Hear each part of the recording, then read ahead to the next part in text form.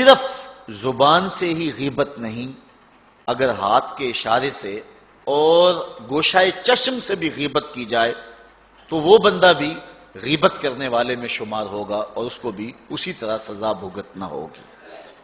ایک خاتون کا تذکرہ چلا تو حضرت عائشہ رضی اللہ تعالی عنہا نے اس کا حضور کو بتاتے ہوئے عرض کیا ہاتھ کے اشارے سے کہ وہ چھوٹے قد کی، تو حضور نے فرمایا عائشہ غیبت نہ کرو۔ تو عرض کی حضور وہ واقعی چھوٹے قد کی ہے؟ غیبت یہ ہے کہ کسی شخص کے عیب کو جو اس کے اندر موجود ہے اس کے پس پشت بیان کرنا، یہ غیبت ہے۔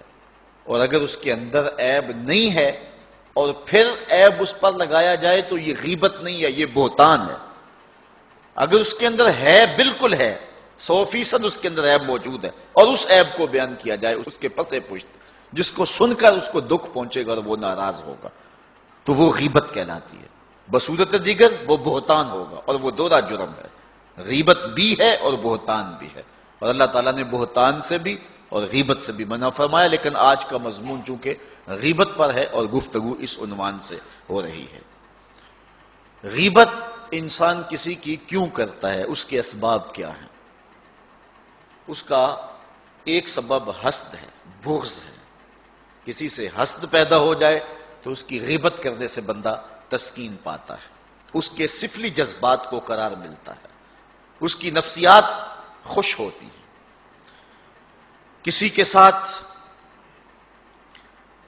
لہو و لعب کرتے ہوئے انسان کھیل کود کے اندر کسی تیسرے شخص کی غیبت کر جاتا ہے، کسی کو خوش کرنے کے لیے، کسی کو ہنسانے کے لیے۔ بندے کا اس کے ساتھ جو ہے وہ حسد کا کوئی ایسا معاملہ نہیں ہے، صرف کھیل کود کے اندر کسی کی غیبت کر دی اور مفت کے گناہ گار ہوئے۔ بعض اوقات انسان کو کسی سے حسد یا بغض یا دشمنی نہیں ہوتی، لیکن جس شخص کے پاس کھڑا ہے اس کو اس شخص کے ساتھ دشمنی ہے۔ تو اس نے اس کا تذکرہ پوچھا، سناؤ اس کی بات، تو اس کو پتا ہے کہ اگر میں اس کی خوبیاں بیان کروں گا تو یہ خوش نہیں ہوگا، تو اس کو خوش کرنے کے لیے وہ اس کے دشمن کی، جو کہ اس کا دشمن نہیں ہے، اس کی غیبت کرتا ہے۔ اور یہ ایک محرک ہے غیبت کا، خوش اس کو کرتا ہے، ناراض اپنے رب کو کرتا ہے۔ یہ کتنا بڑا جرم ہے جو اس نے کیا۔ بعض لوگ محض استہزاء کے طور پہ کسی کو حقیر بنانے کے لیے اس کی غیبت کرتے ہیں، یہ بھی ایک محرک ہے۔ جس کے ساتھ عناد ہو، دشمنی ہو، اس کی تحقیر کرتے ہوئے اس کی غیبت کرتی۔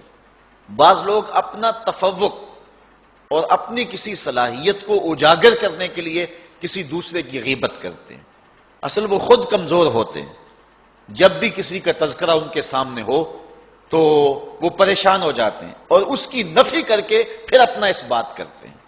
وہ کیا کسی نے کہا، جو شخص بھی اپنی قد و قامت نہیں رکھتا، جو شخص بھی اپنی قد و قامت نہیں رکھتا، وہ شہر کے آئینے سلامت نہیں رکھتا۔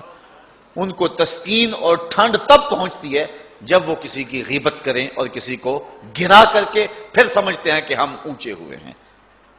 جو چھوٹے قد کے ہوتے ہیں تو ان کے لیے بڑے قد کے جو لوگ ہوتے ہیں وہ ان کے لیے مسئلہ ہوتے ہیں۔ وہ کہتے ہیں ہمارا قد تو نکل نہیں سکتا جتنی دیر تک یہ بڑے قد والے موجود ہیں۔ تو وہ اپنے قد کاٹ کو اجاگر کرنے کے لیے، اپنی صلاحیتوں کو بیان کرنے کے لیے کسی دوسرے کی غیبت کرتے ہیں۔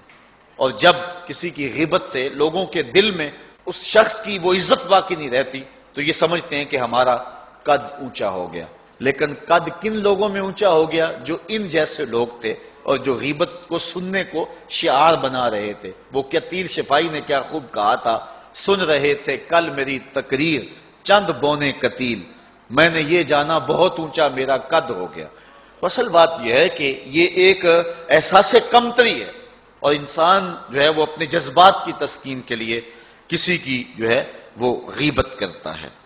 غیظ و غضب کے اظہار کے لیے کسی کے ساتھ بندے کی جو دشمنی ہے اس کے لیے انسان جو ہے وہ غیبت کرتا ہے۔ اور بعض لوگ بغیر کسی وجہ کے، بغیر کسی سبب کے، ویسے ہی شغل کے طور پہ کسی کی غیبت کر جاتے ہیں۔ بہرحال غیبت کا محرک کوئی بھی ہو، حقد ہو، غضب ہو، حسد ہو، دشمنی ہو، استہزاء ہو، تحقیر ہو کسی کی، اپنی شخصیت کو اجاگر کرنا مقصود ہو، کسی سے بدلہ لینا مقصود ہو، کسی دوسرے کی خوشنودی حاصل کرنا ہو، یا کوئی غرض دنیا ہو، جو بھی محرک ہوگا غیبت کا وہ نامحمود ہے، اور اللہ تعالیٰ اس کو پسند نہیں کرتا ہے۔ اللہ کے محبوب علیہ السلام جب کسی کی بات کرتے، حضور نے تربیت کرنا ہوتی لوگوں کی تو کبھی نام نہ لیتے، بلکہ فرماتے ما بال اقوام یفعلون کذا و کذا، کہ لوگوں کو کیا ہو گیا ہے کہ وہ یوں یوں کرتے ہیں۔ تو آقا کریم علیہ السلام کسی شخص کا نام لے کے متعین کر کے کسی کو مشخص کر کے جو ہے وہ ایسا نہ کرتے۔ آج ہمیں اپنے طرز عمل پر اور طرز زندگی پر غور و فکر کرنے کی ضرورت ہے۔ منبر و محراب کے اوپر بیٹھنے والوں کو حضور علیہ السلام کے ان فرامین کو ضرور سامنے رکھنا چاہیے۔ بعض اوقات ایسا ہوتا ہے کہ کسی ایسے شخص کو اس انداز سے ہٹ کیا جاتا ہے، اس کی تذلیل کی جاتی ہے، اور بعض اوقات ایسے ہوتا ہے کسی شخص کی موجودگی میں بڑی بزم کے اندر اور بھرے مجمع کے اندر جو ہے اس کی رسوائی کر دی جاتی ہے، اور اس کو خطابت کا کمال سمجھا جاتا ہے۔ ہمارے خطباء کا حال تو یہ ہو گیا ہوا ہے کہ ایک بندے کو قضائے حاجت بھی ہو تو وہ خطیب کے شر سے ڈرتا ہوا اٹھتا نہیں ہے کہ میری تذلیل کر دے گا بڑے مجمع کے اندر اور بڑی محفل کے اندر۔ اللہ کے رسول کا قطعاً یہ طریقہ نہیں تھا۔ کسی کو عزت دو، کسی کی عزت نفس کا خیال رکھو۔ انسان اپنی عزت کو سب سے زیادہ محبوب رکھتا ہے۔ آپ نے کبھی دیکھا ہو بارش کے موسم میں کہ جب کوئی شخص گر جاتا ہے کیچڑ میں تو یہ وہ بعد میں دیکھتا ہے کہ مجھے کوئی چوٹ لگی ہے یا نہیں لگی، وہ پہلے دیکھتا ہے کہ مجھے کسی نے دیکھا تو نہیں ہے، وہ دائیں بائیں دیکھتا ہے۔ تو انسان اپنی عزت نفس کو مجروح ہوتا ہوا دیکھ کر کے سخت تکلیف محسوس کرتا ہے۔ تو اس حوالے کے ساتھ جو ہے بالخصوص جو تبلیغ کرنے والے ہیں ان کو اس بات کا اہتمام اور التزام کرنا چاہیے کہ جو لوگ سننے آئے ہیں، جو لوگ بات سمجھنے آئے ہیں، ان کی تذلیل نہ کریں۔ اگر کسی کو نیند کا جھٹکا آ گیا ہے تو کسی اچھے طریقے سے اس کو بیدار کیا جا سکتا ہے، نہ کہ پورے مجمع میں اس پر انگلی اٹھا کے اس کو مشخص کر کے اس کو رسوا کر دیا جائے۔ کس کو ضروری کام کے لیے جانا پڑ گیا ہے تو اس کی تذلیل کر دی جائے، یہ اللہ کے رسول کا قطعاً طریقہ نہیں تھا۔ آقا کریم علیہ السلام محبت کا درس دینے آئے تھے، اور یہ عموماً ہماری مساجد کے اندر بھی رواج ہے۔ بعض کا ایسا ہوتا ہے کہ بندہ جو ہے وہ مساجد میں آ کر کے گھبرا جاتا ہے کہ میں کہاں آ گیا ہوں۔ آج کل ایک مصیبت ہے کہ موبائل کو اگر آپ کھول لیں تو وہ بند کرنا یاد نہیں رہتا، اور اگر بند کر لے تو اس کو کھولنا یاد نہیں رہتا۔ ہر بندے کی کوشش تو یہی ہوتی ہے کہ وہ نماز میں کھڑا ہونے لگا ہے تو موبائل بند کر لے، لیکن کبھی ایسا بھی ہو جاتا ہے کہ وہ بند نہیں کر پاتا۔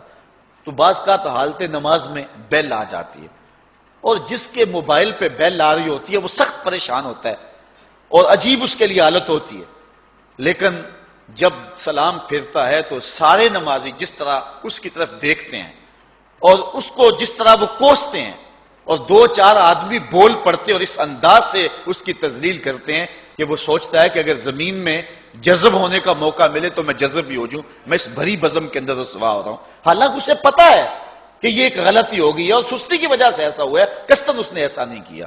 اللہ کے محبوب کا قطعاً یہ طریقہ نہیں۔ آقا کریم تشریف لائے تو مسجد نبوی کے اندر ایک بدو، ایک دیہاتی جو آداب نہیں جانتا تھا، وہ مسجد کے صحن کے اندر پیشاب کرنے کے لیے بیٹھ گیا۔ صحابہ اس کی طرف دوڑے تو آقا کریم نے فرمایا رک جاؤ، اب وہ بیٹھ گیا تو اس کو کر لینے دو، اور جب چلا جائے گا تو اس کے کیے پہ پانی بہا دینا۔ یہ نہیں دیکھیے کہ ایک شخص اگر پیشاب بیٹھ گیا اور وہ بھی مسجد میں بیٹھ گیا تو آقا کریم نے فرمایا کہ داہو، چھوڑ دو اسے، کچھ نہ کہو اس کو، اب بیٹھ گیا تو اس کو کر لینے دو۔ اور ہمارا حال یہ ہے کہ ہمارے موبائل پہ اگر بیل بھی آ جائے تو یقین جانے اتنی مصیبت بنتی ہے۔ خود میرے ساتھ یہ ایک مرتبہ ایسا ہوا، لاہور کی ایک مسجد میں نماز پڑھنے کے لیے رکا اور موبائل پہ آ گئی بیل، اور یہ جو بیل کرنے والے ہیں وہ بھی حکم یہ ہے کسی گھر کا دروازہ 3 مرتبہ کھٹکھٹائیں، اگر آگے سے جواب نہ آئے تو واپس آ جائیں۔ تو یہ بھی ایک دروازے کی صورت ہے، 3 مرتبہ کسی کو بیل کریں، اگر کوئی نہیں آگے سے اٹینڈ کرتا تو بس کر لیں۔ تو بعض لوگ پھر جان ہی نہیں چھوڑتے اور عجیب صورتحال بن جاتی ہے، اور ادھر سے نمازی اور عجیب سی کیفیت۔ اور پھر کیا ہوا، جب سلام پھرا نا تو پھر جو حال کیا ان لوگوں نے میری جانب، جس طرح گھور کے دیکھے کہ کھا جائیں گے، کوئی ادھر سے کوئی مسئلہ بتا رہا ہے، کوئی ادھر سے مسئلہ بتا رہا ہے، تو عجیب قسم کا رنگ ڈھنگ بن گیا، بہت پرانی بات ہے۔ تو بہرحال جو ہے وہ یہ ایک عجیب سی صورتحال ہے، اس طرح ہمارے واعظین کا بھی طریقہ ہے، اور یہی وجہ ہے کہ لوگ ان کی مجالس کے اندر جو ہے وہ آتے نہیں اور بھاگ گئے ہیں، اس طرح لوگوں کی تذلیل کرتے ہیں اور اس طرح جو ہے وہ لوگوں کو رسوا کر کے رکھ دیتے ہیں۔ ہر شخص کا اپنا مزاج ہے۔ دیکھیے، کوئی آدمی سبحان اللہ کہہ کے اپنے جذبے کا اظہار کرتا ہے، کوئی آدمی صرف سر ہلانے پہ اکتفا کرتا ہے، کوئی ایسا بھی ہے کہ جو بات کو سوچتا ہے اور اندر اندر جو ہے وہ اس بات کو اتارنے کی کوشش کر رہا ہے، اور کوئی ایسا بھی ہے جو آنسو بہا کے داد دیتا ہے، اور ایسا بھی کوئی ہو سکتا ہے جس کو تمہاری بات پسند بھی نہ آئے، لازمی تو نہیں ہے، مسلط تو نہیں ہے بات۔ اس لیے تم لوگوں کے اوپر چھوڑ دو نا بات، اور تم نے یہ کہا کہ بس سبحان اللہ کہنا اور ہاتھ کھڑے کر کے کہنا، اور ہاتھ بھی دونوں، اور پھر ہمارے نقیب جو حال کرتے ہیں یہ دکھڑے ہیں۔ یہ میرا مضمون تو نہیں ہے، لیکن مضمون کے ضمن میں بات آگے میں کر رہا ہوں۔ وہ جس طرح وہ کرتے ہیں کہ جس نے مدینے جانا ہے وہ ہاتھ کھڑا کرے، ایک مجلس میں نے کہا میں مدینے جانا بھی ہے اور ہاتھ بھی نہیں کھڑا کرتا، یہ کوئی لازم ہے کہ جو ہے وہ تمہارے کہنے کے ساتھ مجھے ٹکٹ مل جائے گی؟ اور عجیب سی کہانی ہے۔ تو یہ عجیب ایک صورتحال بنی۔ ہم نے اس کلچر کو بدلنے کی کوشش کرنی ہے، اس ماحول کو بدلنے کی کوشش کرنی ہے، اور میں اس حدیث کے ضمن میں یہ ساری تشریحات رکھی ہیں کہ حضور اگر کسی شخص کو کچھ کہنا بھی ہوتا، اس کی کچھ غلطی بھی ہوتی اور ٹوکنا بھی ہوتا، تو حضور فرماتے ما بال اقوام یفعلون کذا و کذا، قوم کو کیا ہو گیا ہے کہ وہ ایسے ایسے کرتے ہیں۔ تو حضور اس شخص کا نام نہ لیتے، اس کو مشخص نہ کرتے، تو اس کو رسوا نہ کرتے۔ یہ آقا کریم کا طریقہ ہے۔ اگر ہماری اصل تقریر ہمیں کرنی نہیں آتی، غصہ مجمع پہ جاڑ رہے ہیں، بات کرنے کا ڈب ہمیں نہیں ہے اور روب لوگوں پہ ڈال رہے ہیں۔ کوئی اٹھ کے جا رہا ہے، بھئی کیوں اٹھ کے جائے کوئی؟ اقبال کہتا ہے شاعر کی نوا ہو کہ مغنی کا نفس، جس سے چمن افسردہ ہو وہ باد سحر کیا۔ تمہیں کہنے کی ضرورت کیا ہے کہ کہو سبحان اللہ؟ سبحان اللہ تو دل سے پھوٹے نا، روح بھی پکار کے کہے اللہ اکبر، بات تو تب ہے نا، مزہ تو تب ہے نا۔ تم دھکے سے ڈنڈے سے کہلوا رہے ہو سبحان اللہ، بات تو یہ نہیں ہے۔ بات جو روح سے وہ نکلتی ہے پھر اس کا سرور ایسا ہی ہے، اور لازمی نہیں ہے کہ سبحان اللہ زبان سے نکلے، کبھی لولو بھی سبحان اللہ کہہ رہا ہوتا ہے، کبھی اشک بھی ڈھل کر کے جھرنے پھوٹ پھوٹ کے سبحان اللہ کہہ رہے ہوتے۔ ہر شخص کا اپنا ایک تیور ہے، اس کا اپنا ایک انداز ہے۔ تو آقا کریم اس بات کا لحاظ رکھتے، اس بات کا خیال رکھتے کہ حضور مشخص کر کے کسی کو یوں نہ کہتے، بلکہ فرماتے ما بالا اقوام یفعلون کذا و کذا، کہ لوگوں کو کیا ہو گیا ہے کہ وہ ایسے ایسے کرتے ہیں۔ ہاں اگر پیار کے لہجے میں اگر آپ کسی کو ترغیب دے بھی لیں تو وہ اور بات ہے، لیکن کسی کے اوپر مسلط ہو کر کے اور جو ہے وہ اپنے مزاج کے مطابق بالکل آپ اگر سوچیں کہ ہر ایک کا مزاج بن جائے تو یہ ناممکن ہے۔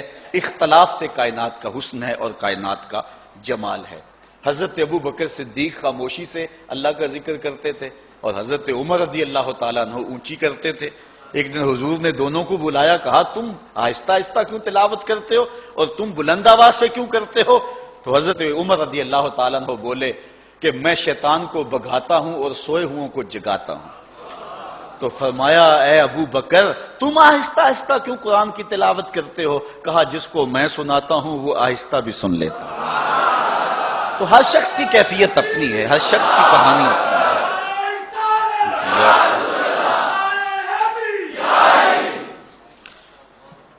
اچھا، ان کبیرہ گناہوں میں سے ایک کبیرہ النمیمہ، چغلی۔ غیبت اور چغلی الگ ہے۔ غیبت یہ ہے کسی کا عیب بیان کر دیا جائے، اس کے پس پشت، اور نمیمہ چغلی یہ ہے کہ کسی شخص نے کسی کے بارے میں کوئی بات کہی اور آپ اس سے بات لیتے ہیں اور جا کے اس کے منہ میں ڈال دیتے ہیں، اس شخص کو کہتے ہیں تیرے بارے وہ یہ کہہ رہا ہے، یہ ہے نمیمہ، اور یہ انتہائی بری خصلت ہے۔ اللہ قرآن میں سورہ القلم کے اندر ارشاد فرماتا ہے وَلَا تُطِعْ كُلَّ حَلَّافٍ مَّهِينٍ هَمَّازٍ مَّشَّاءٍ بِنَمِيمٍ۔ یہ چغل خور ولید بن مغیرہ کی خصلت ہے، چغل خوری، اور اللہ نے اس کے ساتھ اس کو منسوب کیا۔ یہ جھوٹی قسمیں کھانے والا اور چغلی کرنے والا ہے۔ اس نے حضور علیہ السلام کو مجنون کہا تھا، اور اللہ تعالیٰ نے اس کے نقص گنوائے، اور اس کافر کے نقائص میں سے ایک نقص یہ تھا کہ یہ چغلی کرنے والا تھا۔ جس طرح مکھی گند اٹھاتی ہے نا اور جا کے پاک کھانے پہ رکھ دیتی ہے، اپنی اپنی قسمت ہے نا، شہد کی مکھی کا اپنا مقدور ہے، جب شہد کی مکھی کڑوا رس بھی چوستی ہے، چھتے تک پہنچنے تک میٹھا کر لیتی ہے۔ اچھا یہاں پیار کی بات سناؤ، وہ میٹھا کیسے ہوتا ہے؟ علامہ